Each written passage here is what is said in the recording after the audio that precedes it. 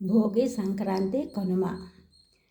సూర్యుడు మకర రాశిలోకి ప్రవేశిస్తే దాన్నే మకర సంక్రమణం అంటారు. దీన్నే ఉత్తరాయణ పుణ్యకాలంగా పరిగణిస్తారు. ఈ పండుగను 3 రోజులు వైభవంగా జరుపుకుంటారు. భోగి, సంక్రాంతి, కనుమ. భోగి పండుగ ఇది దక్షిణాయనముకు చివరి దినము, ధనుర్మాసానికి కూడా చివరి దినము. ఈ రోజుల్లో చలి విపరీతంగా ఉంటుంది కావున భోగి మంటలు వేస్తారు. ఆ సమయంలో ఆవు పేడతో చేసిన పిడకలను వాడతారు. ధనుర్మాసం నెలంతా గొబ్బిళ్ళు పెట్టి వాటిని పిడకలుగా చేసి ఎండబెట్టి దండలుగా గుచ్చి భోగి మంటల్లో వేస్తారు. అభ్యంగన స్నానం చేసి నూతన వస్త్రములను ధరించి ఆలయమునికి వెళ్ళి భగవంతుడి దర్శనం, మహాత్ముల దర్శనం చేసుకుని తినుబండారములు, ఆరోగ్యప్రదమైన నువ్వులతో తయారు చేసిన పదార్థములు తింటారు. భోగి పండుగ నాడు సాయంకాలం పిల్లలకు భోగి పండ్లు పోసి, అనగా రేగుపండ్లు, చెరుకు మొక్కలు, బంతి పూరేకులు, చిల్లర నాణెములు కలిపి పిల్లల తలపై పోస్తారు. నరనారాయణులు బదరికావనంలో తపస్సు చేస్తూ ఉన్నప్పుడు దేవతలు రేగుపండ్లు వారి తలలపై ఉంచారు. పిల్లలు దైవ సమాల్లో నిష్కపటంగా ఉంటారు కాబట్టి వారిని దైవములుగా ఆరాధిస్తారు.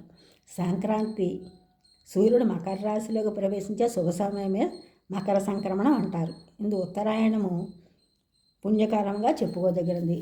ముఖ్యంగా ఉత్తరాయణంలో దానమునకు ప్రాధాన్యత ఉంది. అందువలన వేదమూర్తులైన బ్రాహ్మణులకు గుమ్మడి కాయ, నువ్వులు, కంబళ్ళు, ధాన్యము దానము చేయడమే కాక బీదసాదులకు కూడా వస్త్ర, అన్న, పాత్ర దానములు చేయబడతాయి. ఇంటికి వచ్చిన వారికి ఎంతో ఆదరంగా, ప్రేమతో, ఆప్యాయతో వారిని ఆతిథ్యం ఇవ్వడం ఇందులోని ప్రధానాంశం. పొంగల్ పితృదేవతలకు ప్రధానమైన ఆహారం కావున పొంగల్ చేసి పితృదేవతలను ఆరాధించడం, గొబ్బిళ్ళు గౌరీదేవి స్వరూపం కావున వారిని పూజించడం, గుమ్మాలపై పెట్టడం, బొమ్మల కొలువులు ఏర్పాటు చేయడం జరుగుతుంది.